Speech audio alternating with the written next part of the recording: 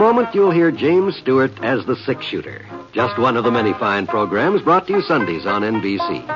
Later this evening, listen to the NBC Star Playhouse with one of your favorite stars.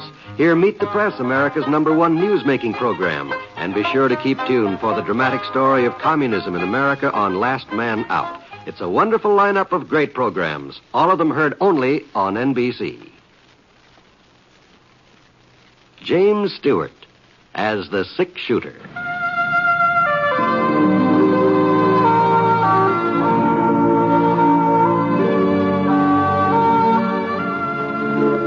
The man in the saddle is angular and long-legged. His skin is sun-dyed brown. The gun in his holster is gray steel and rainbow mother-of-pearl. Its handle unmarked. People call them both the six-shooter.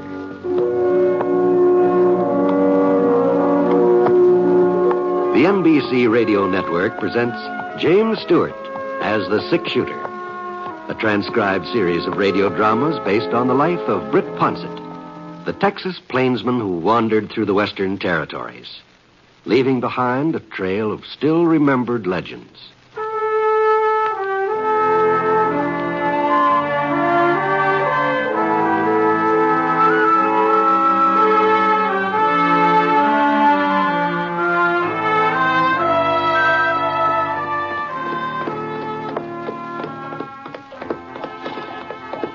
I sure don't know where the town ever got that name, Quiet City. Every time I came through it, it was anything but quiet. In the old days, the Apaches were always stirring up trouble. After the Indians were moved onto the reservation, there was still plenty of excitement. There was shooting practically every weekend. At least that's how it was when I was here last. Of course, that was, about 4 or 5 years ago, I guess. And now the town did seem sort of different at first glance. Anyhow, there were 20 or 30 new houses along the side of the creek there. The main street was a good 4 blocks longer than when I remembered it. Quiet City sure was growing up. There couldn't be any doubt about that. I figured the population must have reached the 1,000 mark, maybe even higher. And all that growing made the place seem, well, kind of settled and businesslike. To tell you the truth, Quiet City was almost quiet. Anyhow, I headed Scar over to the hitching rail in front of the sheriff's office and pulled up. Whoa, boy. Whoa, Scar. Whoa.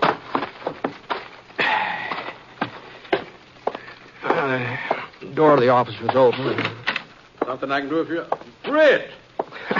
Hello, Hank. How are you? Britt, you old son of a gun. Why didn't you let a body know you were heading this way? Well, I didn't know it myself till last week. Tim Parker came into some property over by Fulton. He asked me to sit on it for a couple of months till he could take charge. Oh, Fulton, huh? Yeah, it's real nice.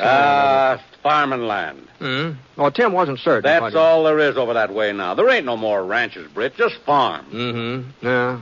Well, I guess this part of the country's changing. Yeah, some, I reckon. Mm-hmm. I sure wouldn't have recognized Quiet City, Hank.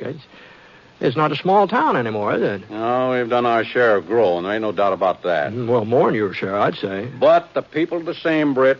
Oh, maybe they buy more ready-made clothes than they used to and send most of their kids to school, but that's just a skin change.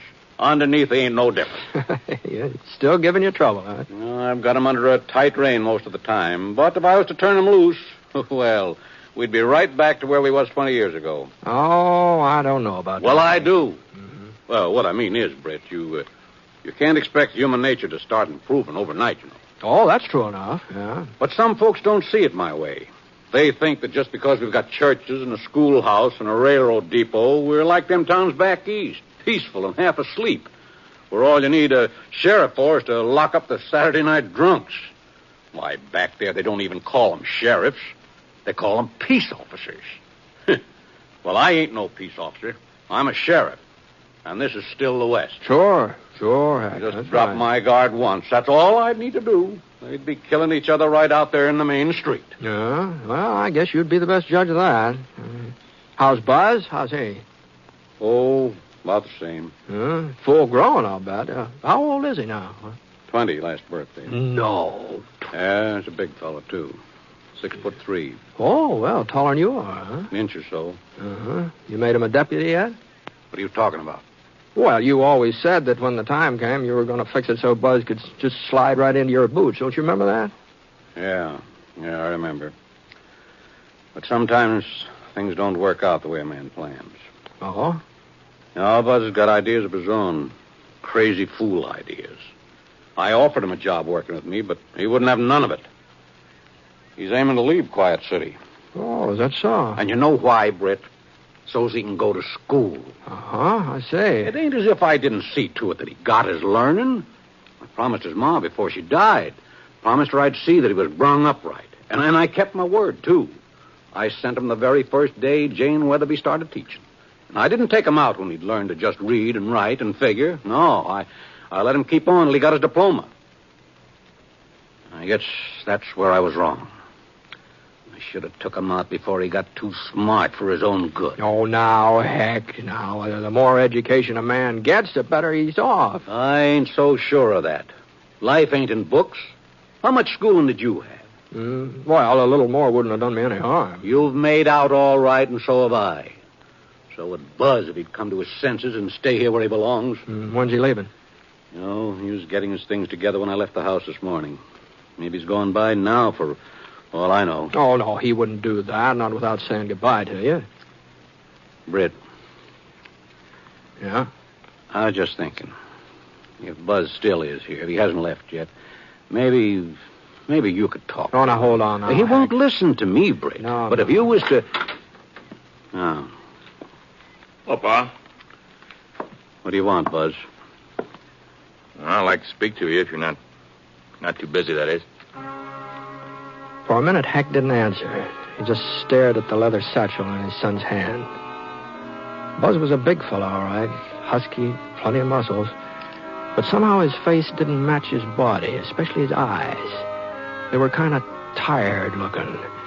And he kept blinking as though he wasn't used to the daylight. And there were wrinkles in his forehead, too. Not the kind you get from riding against the sun. Just little creases that made him look older than he really was. Well, Buzz, with all your fancy education, ain't you got manners enough to speak to Britt Ponset? Oh, I'm sorry I didn't recognize you. It's been quite a spell. Well, I can't say I blame you, Buzz. I wouldn't have known you in a month of Sundays. Well, if you'll excuse me, No, there's no reason for you to go, Britt. I just wanted to tell Pa goodbye. I'm taking the 4 o'clock train east, Pa. I see.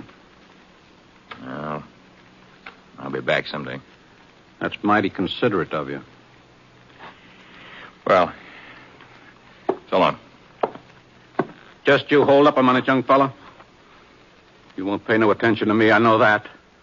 Well, Britt here ain't got no axe to grind. If he says you're loco, if he says you're going off on a wild goose chase, maybe then you'll... Now, Heck, this isn't any of my concern. And even if it was... You ain't heard it all, Britt. You don't know what he aims to do with his extra schooling. A lawyer. That's what he wants to be. Oh? That's what I'm going to be, Pa. Tell him the rest of it, Buzz. Tell him how you're going to come back here and practice law. Ain't that rich, Britt? Quiet City's going to have a full-fledged lawyer. Look, Pa, do we have to go all over that again? Why, you'll be the laughing stock. This town ain't got no use for a lawyer. Never will have. A sheriff. That's what the town will need, a new sheriff. I ain't getting any younger, Britt. First thing you know, I'll be 60. A 60-year-old sheriff won't be able to hold folks in check. Not for long. Yeah, sure, they'll need a new sheriff, and I'm sorry that I'm just not the man for the job. You could be that man if you wanted to. Yes, but I don't want to, Pa. I want to be a lawyer, and I'll be more used to the town that way. Oh, look, you've got to understand, these are different times. What's so different about them? Everything. You think we're still living on the frontier. You think that star on your vest and that 6-gun in your holster is still the only law around here. Well, you're wrong, Pa. You're dead wrong. This isn't the frontier anymore. You're not the law. You're just supposed to carry it out. Ain't that what I've been doing all these years? Pa, look, I'm not saying that your way isn't what the town needed once, but your job is done. You can't expect me to take up where you left off. I'm not you, Pa. This isn't the same town it was. These people aren't the same ones who settled here 20 years ago. Britt, you see what I mean, Britt? Well, maybe he's right, Heck. You think everything's changed, too? Well, some things, anyway. Well, what about folks themselves, deep down inside? They're still the same. Some of them are decent and law-abiding, and others as mean as the devil and always will be. You just won't believe the town's civilized now, will you? You'll see how civilized it is when the chips are down. You'll see, Mr. Lawyer. Well, looks like we just don't agree, Pa, and we never will, so... It's nice seeing you again, Britt. Yeah, good seeing you, Bud. So long, Pa. Good luck. Hey, Buzz, your old man there? Yeah, he's here, Doc. Well, tell him to get out to James Norton's place. There's been a shooting. Pipe Clamper done it. Folks say that James is hurt bad. Now tell your pa to get right out there. Okay, Doc, I'll tell him. There you are. That's how much Quiet City has changed, Buzz. Folks still shooting each other, still taking the law in their own hands. Sure are civilized, ain't they? I'll go with you, Pa. What for? So as you can advise Pipe Clamper of his lawful rights when I arrest him? Get out of my way, Buzz. I've got work to do. Ain't been a shooting, Britt, for over 2 years now. Well, I reckon there's been one today. Yep. Looks like Pa was right. All my talk about this town growing up, it's just what it was, talk. Maybe so. Well, I better get over to Jace Norton's and see if Pa needs help. He's not as young as he used to be if he tries to take Pipe Clamper alone. Well, do you think he'd let you help him even if he needed it? No, I guess he wouldn't. But somebody... But? No, he wouldn't appreciate me interfering in his business either. Well, now, if you just happen to be riding out east of town, sort of stopped off. East, huh? Yeah.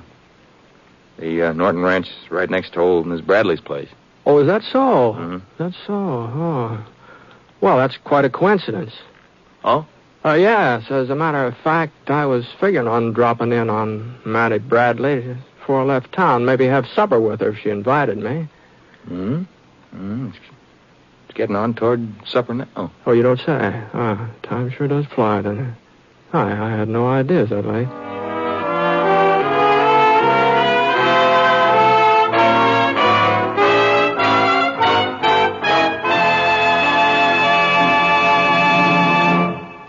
We'll return to James Stewart as the six-shooter in just a moment.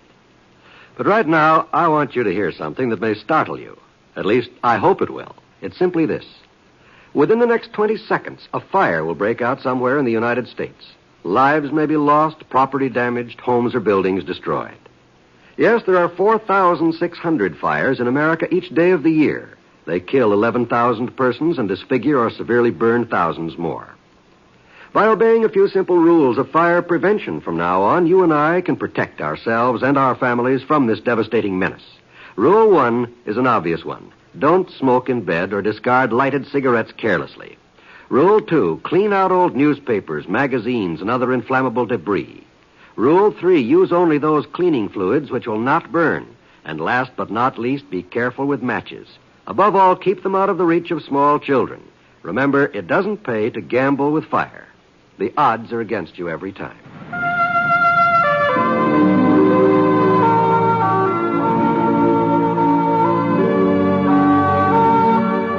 Now, Act 2 of The Six-Shooter, starring James Stewart as Britt Ponset.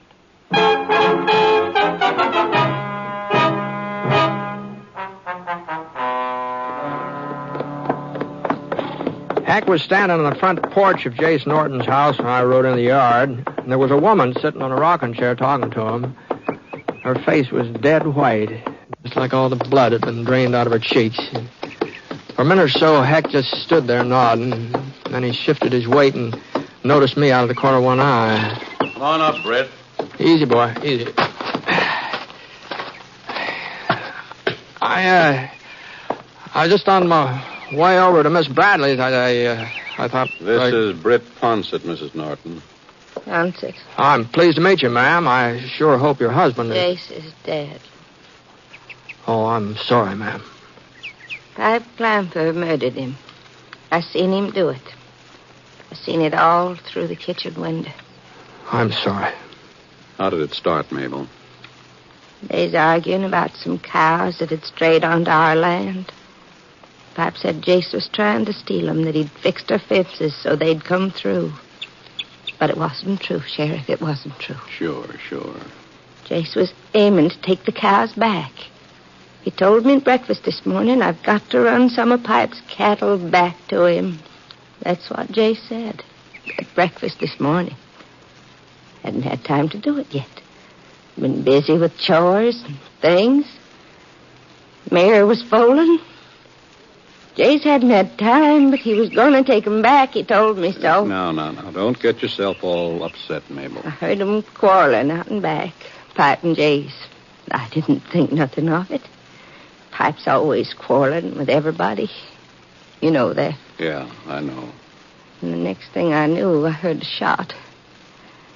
I thought Pipe was just trying to scare Jace. Until I saw Jace fall down. Pipe right off toward his own place? No. Toward the canyon. Over that way. I remember asking myself, why is Pipe heading toward the canyon? His ranch is the other way. It just hadn't dawned on me yet. What he'd done, that he was running away. Yes. Well, it's turning chilly. You better go inside now, Mabel. Yeah? Doc Anderson is sending somebody out to fix supper and stay with you tonight. You'll find Pipe, Sheriff. You'll find him. Bring him back. Sure, I'll find him. You want me to help you up? I can manage. Here we are. That's there.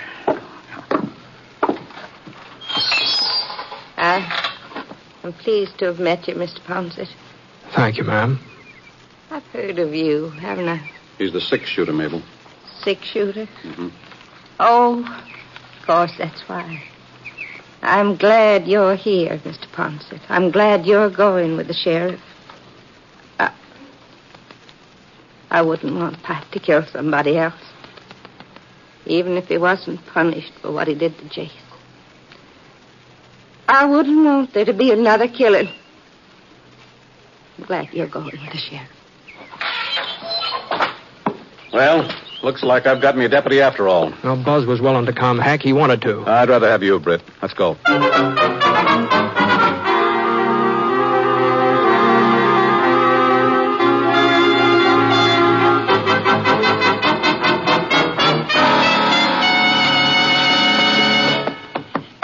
Well, we picked up Pipe Clamper's trail about sundown. At least it was the only fresh trail heading toward the canyon, so we figured Pipe had made it. The next couple of hours was pretty dark, so we had to move slow, keeping our eyes glued to the ground.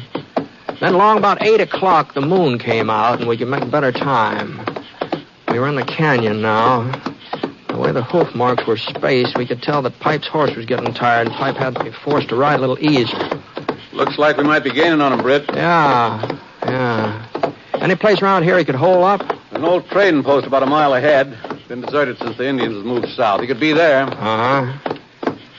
Britt. Yeah? Maybe you think it's funny I wanted you to go along with me tonight, but... Oh, it's not that I couldn't bring Pipe Clamper in alone, but there's more to it than that. It's when we get back to town. That's when I'll need you. Oh? Yeah, you see, Jason Norton was a well-liked man. He lived in Quiet City, practically from the very beginning. Everybody knew him. Everybody liked him. Yeah. But nobody has any use for Pipe Clamper. Like I told you, some fellows are just mean. And Pipe's one of them. Anyway, what I'm getting at is this. Jace has a brother, Abe Norton.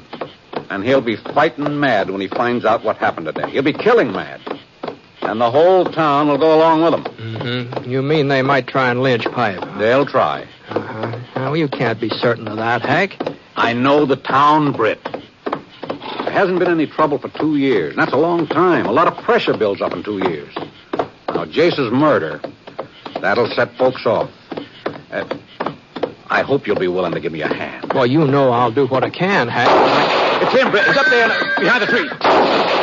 Well, the bullet smashed into Heck's leg and tore him right out of the saddle. I dived off Scar and took cover behind a rock.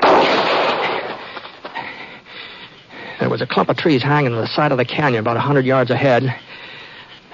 I could make out something that looked like a building with a carved totem pole out in front of it. I figured that was the trading post Heck had been telling us about, but the shots weren't coming from inside. Whoever was firing was using the Indian post for a shield. You all right, Heck? It's just my leg, Britt. Afraid I can't move it, though. I'll get over to you. No. You stay where you are. I'm out of his range. There's a tree between me and him. But But it looks like you'll have to take him, Britt. I said I wouldn't need you till we got back to town, but it looks like... It sounded like Heck had passed out. I raised my head up to the edge of the boulder. When I couldn't see Heck, there was a great big fir tree right in front of him. Well, that meant Pipe Clamper couldn't see him either. He sure could see me, though. That moonlight was just pouring down on that rock where I was hiding, and if I so much as moved, I was right in plain sight. I waited a couple minutes. I hadn't done any firing yet. Maybe he'd think I was hit. Maybe he'd come over after me. Yeah, that was my best chance. I listened hard. I couldn't hear anything. He was still behind that totem pole, still playing it safe. As long as the moon kept me pinpointed, I looked up in the sky just in time to see a great big cloud float toward the orange circle over my head. A great big white cloud, big enough to give me a minute of dark. It was still moving, sweeping across the stars now. And then it hit the edge of the moon. I swung out from behind the rock and I headed toward the trees between me and the trading post. Pipe heard me all right. Not in time, though. Not until I was up beside one of the trees, about 30 yards from where he was waiting. And the sky was beginning to whiten up now, and I saw Pipe's arm inching around the edge of the totem pole.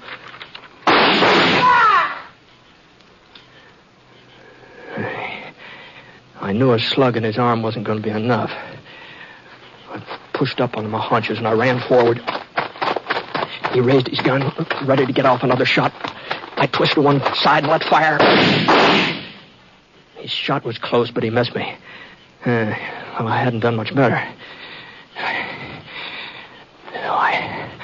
I crawled along, keeping myself as flat as I could, moving real slow. Not more than a foot every 2 or 3 minutes, and straining my ears, trying to hear him breathe. He was only about 10 feet away now. And there weren't any more trees between us, just open space. I pressed my belly down into the dirt. My gun just poking up just an inch or so. Just enough so that... And then I saw his gun. A little beam of moonlight bounced off the barrel. And I saw the shadow of his head easing across the ground beside that totem pole. Drop it, Pipe. What? Now get in your feet. He stood up. And his face came into the moonlight, and he took a step forward. And then his left hand jerked out toward me. My bullet hit his shoulder and spun him around, and he crashed into the totem pole. And for a second, I thought it was going to topple over with him, but it held firm.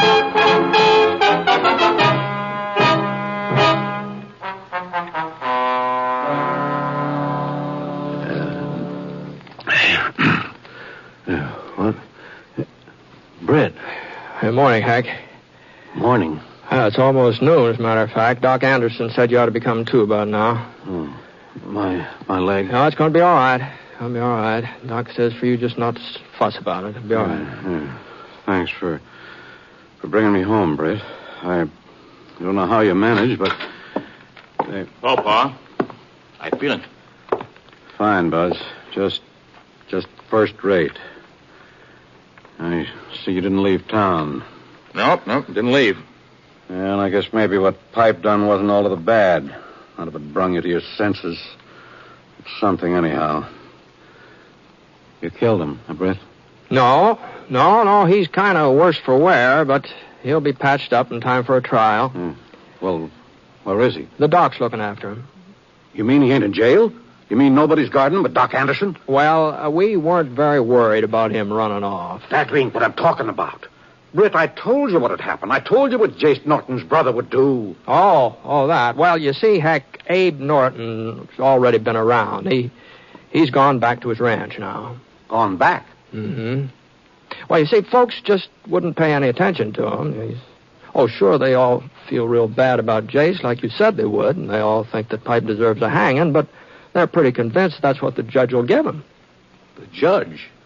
But that don't make sense. Well, that's the truth, Pa. Everybody's satisfied that there'll be a fair trial and that Pipe will get what's coming to him.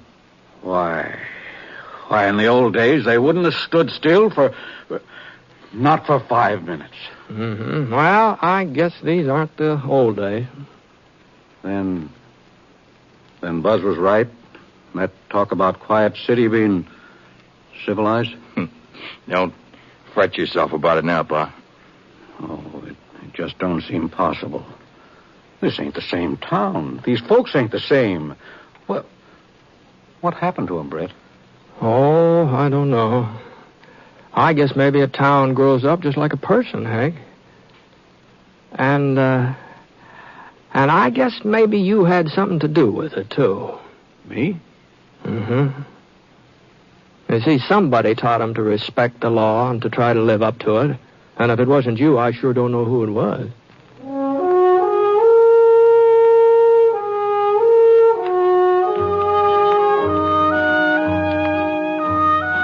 Well, Buzz stayed around Quiet City until Heck was on his feet again. And then Heck himself sent the boy east to college. That was, 3-4 years ago, yeah. The last time I was through that way, Buzz had come home. You see, Buzz was running for county attorney. Yes, and the way Heck was managing his campaign, well, if that election didn't turn out to be a landslide, I sure missed my guess.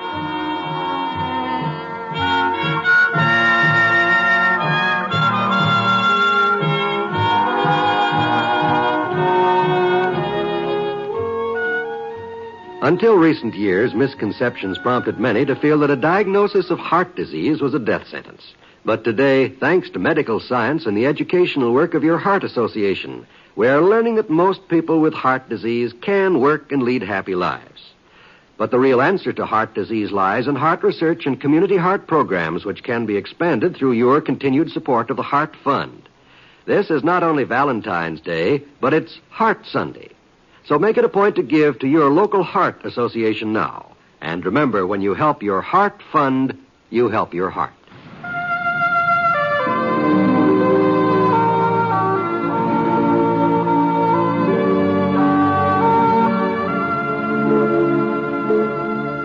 The Six Shooter is a transcribed NBC Radio Network production in association with Review Productions. It is based on a character created by Frank Burt and is written by him. Mr. Stewart may currently be seen in the Universal International picture The Glenn Miller Story. Others in the cast were Virginia Gregg, Robert Griffin, Lamont Johnson, and Will Wright. Special music for this program was by Basil Adlam, and the entire production is under the direction of Jack Johnstone. All characters and incidents were fictitious, and any resemblance to actual characters or incidents is purely coincidental. Oh, by the way, you'll be interested in knowing that the Six Shooter has been chosen for broadcast to our men overseas through the facilities of the Armed Forces Radio Services. This is John Wall speaking.